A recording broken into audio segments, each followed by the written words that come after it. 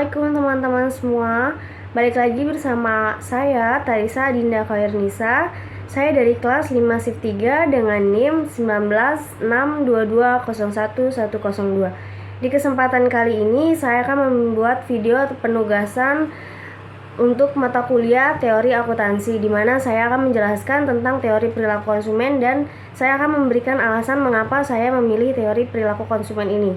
Jadi, teori perilaku konsumen adalah studi tentang bagaimana individu, kelompok, dan organisasi memilih, membeli, menggunakan, dan bagaimana barang, jasa, ide, atau pengalaman untuk memuaskan kebutuhan dan keinginan mereka. Itu menurut Kotler dan Keller tahun 2009.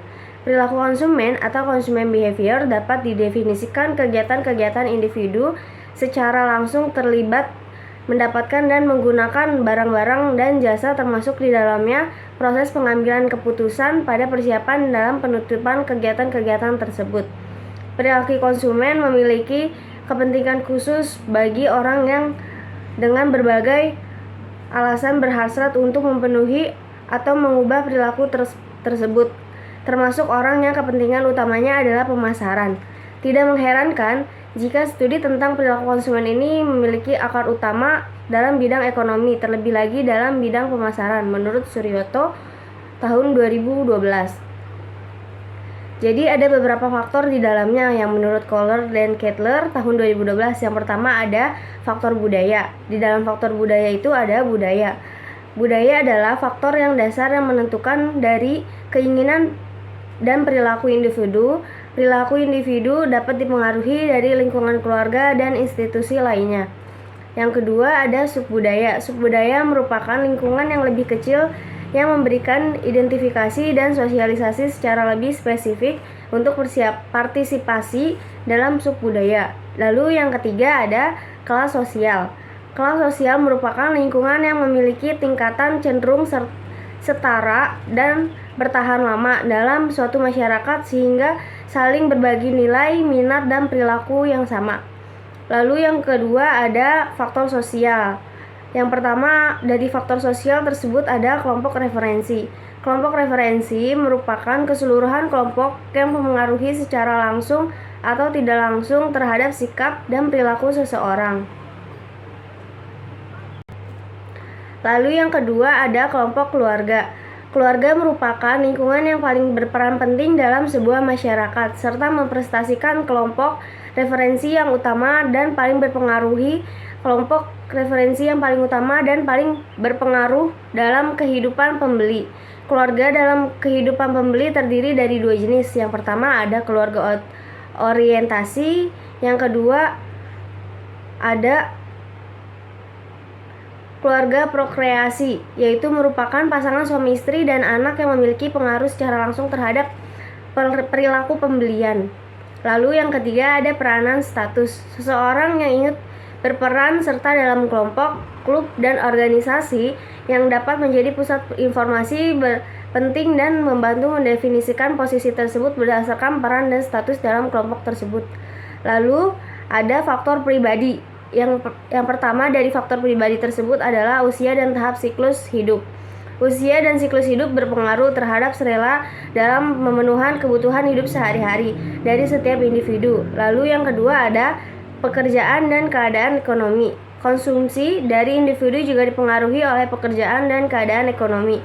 Maka dari itu, pemasaran harus berusaha mengidentifikasi kelompok pekerjaan yang memiliki minat di atas rata-rata terhadap barang dan jasa tertentu.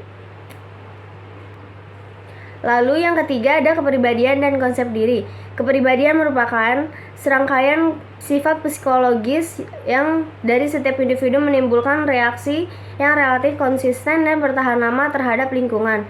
Yang keempat ada gaya hidup. Pola hidup yang tergambar dalam kegiatan minat dan pendapatan sehari dari setiap individu tersebut dengan.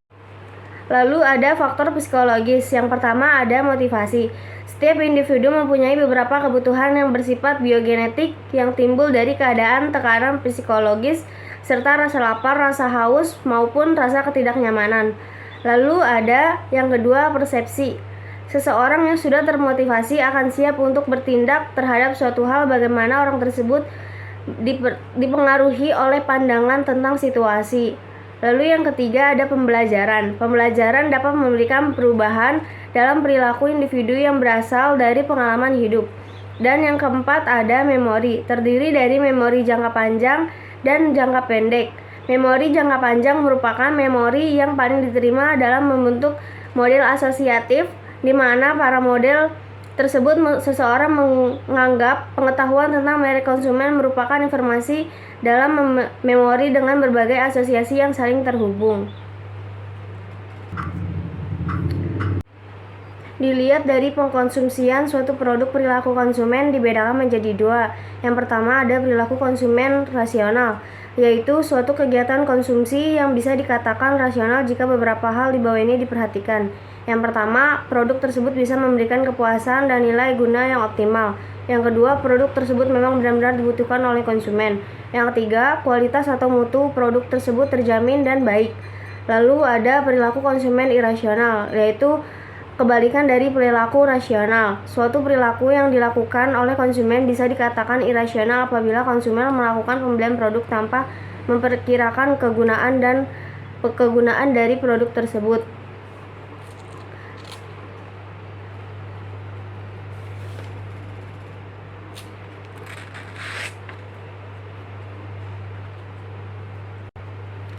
Ada dua pendekatan perilaku konsumen. Antara lain yang pertama ada pendekatan margin utility atau kardinal. Yang kedua ada pendekatan indifference curve atau ordinal. Nah, kali ini saya akan memberikan alasan saya mengapa saya memilih teori perilaku konsumen ini untuk saya bahas di tugas UAS kali ini. Jadi alasannya adalah karena saya pernah bekerja di bidang sales dan marketing. Jabatan saya waktu itu adalah sales associate. Perusahaan tempat saya bekerja dahulu adalah perusahaan yang bergerak di bidang retail. Divisi yang pernah saya pegang itu ada divisi underwear, pakaian dalam, terus ada divisi youth girl atau pakaian wanita remaja, dan ada divisi home atau peralatan rumah tangga. Saya rasa ada kaitannya antara pekerjaan saya dengan teori perilaku konsumen ini. Contohnya yaitu di perilaku konsumen. Ada dua perilaku konsumen, yang pertama ada rasional dan irasional. Saya bahas yang pertama ada perilaku konsumen rasional. Biasanya customer akan benar-benar teliti dalam memilih dan membeli barang. Customer akan benar-benar membeli produk tersebut apabila produk tersebut benar-benar dibutuhkan oleh customer tersebut. Itu adalah contoh perilaku konsumen rasional. Biasanya konsumen rasional itu susah untuk tergiur oleh promo-promo atau barang-barang yang lucu atau unik. Karena konsumen rasional adalah konsumen yang benar-benar kalau dia datang ke suatu tempat berarti memang dia butuh untuk membeli sesuatu barang, nggak akan tergiur oleh barang-barang yang lain. Lalu yang kedua ada perilaku konsumen irasional, di mana konsumen biasanya yang berperilaku irasional akan lebih mudah tertarik dan tergiur dengan promo-promo dan dengan barang-barang unik serta lucu lainnya. Karena banyak sekali customer yang berperilaku konsumen irasional, jadi kita dulu menggunakan pop-up warna merah yang besar itu untuk diskon. Nanti kita taruh di setiap hanger. Jadi atau enggak kita melakukan WhatsApp blast dengan mengirim kode-kode voucher promo melalui WhatsApp atau SMS ke para customer. Jadi customer datang dia udah membawa bukti bahwa dia ada menerima voucher dari kita. Biasanya customer yang berperilaku irasional ini sangat mudah tergiur. Jadi kita biasanya menaruh barang-barang diskon di depan menggunakan pop-up merah yang besar bertuliskan diskon. Itu biasanya terletak di dekat kasir. Jadi orang pas mau bayar tuh mikir lagi, kayaknya pilih-pilih dulu ya buat nambah karena kebetulan lagi diskon gitu. Jadi biasanya orang-orang yang irasional itu mudah tergiur. Apalagi dulu saya pernah menjaga divisi home, di mana home itu saya menjaga peralatan rumah tangga. Peralatan rumah tangganya itu sangat lucu, warna-warnanya pastel. Di sana banyak sekali ibu-ibu dan remaja-remaja tuh yang tergiur sama warna-warnanya yang lucu.